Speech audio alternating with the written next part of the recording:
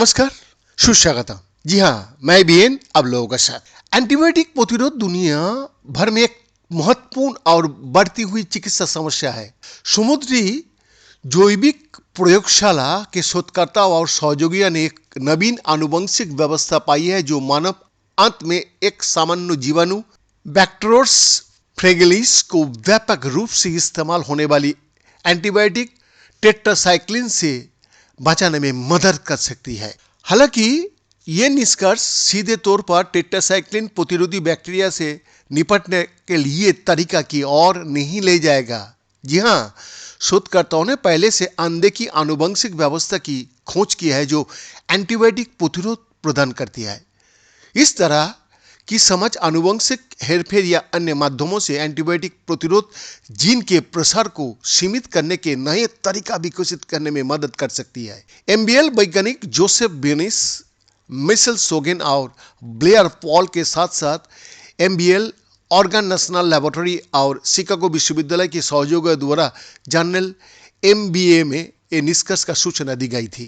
उन्होंने जिस बैक्टीरिया का अध्ययन किया, बैक्टीराइड्स फैंगेलिस अल्सरेटिव कोलाइटिस वाले एक मरीज से बरामद किया गया था, जहां सूजन की अवधि के दौरान प्रचुर मात्रा में पाया गया था। टीम के पास सूजन आंत रोगों वाली रोगियों के विश्लेषण के लिए नमूना का एक बड़ा सेट था, जिसका सूजन को कम करने के लिए शल्य चिकित्सा द्वारा इलाज किया गया था।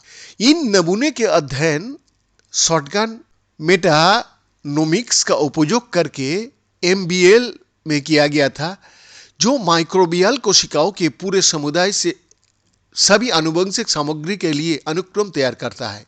कि समुदाय से जीवाणु उपभेदी की खेती की सुविधा भी प्रदान करता है, जो टेट्रासाइक्लिन की उपस्थिति में बढ़ते समय टेट्रासाइक्लिन प्रतिरोध जीन की गतिविधि का निरीक्षण करने के लिए आवश्यक डेटा प्रदान करता है। जिस समय उन्होंने ये काम शुरू किया था, बेनिस कहता है, मेटानोमिक डेटा से जीनोम को फिर से बनाने में सक्षम होना अभी क्षेत्र से शुरू हो रहा है। ये एक नए दृष्टिकोण था, लेकिन अब ये आम है। जब हमने डेटा का देखा, बेनिस का था एक बहुत मजबूत संकेत था जो बैक्टीरिया जीनोम के विशेष क्षेत्र की पतियों की उच्च राज्य और संख्या का दर्शाता है। इन क्षेत्रों में से एक जिससे कई जीन शामिल थे, नमूना में बहुत और प्रचुर मात्रा में था, और बाद में वो ये निर्धारित करने की सक्षम थे कि इस विशेष उच्च पतलेबी क्षेत्र में टेट्रासाइक्लिन प्रतिरोध था, इसलिए इन खुदाई करना रहे और वो लोग करते रहे। जीनोम की इन कॉपी अनुभागों में डीएनए के टुकड़े होते ही जो जीनोम में घूम सकता है, या यहाँ तक कि एक अलग जीनोम आ सकता है।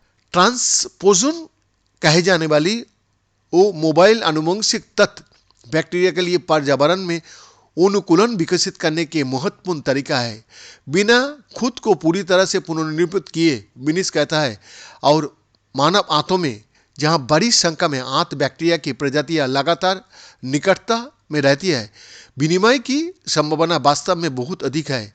और वो कहता है, और सूजन होने पर दर बहुत बढ़ जाता है। बीएन का रिपोर्ट।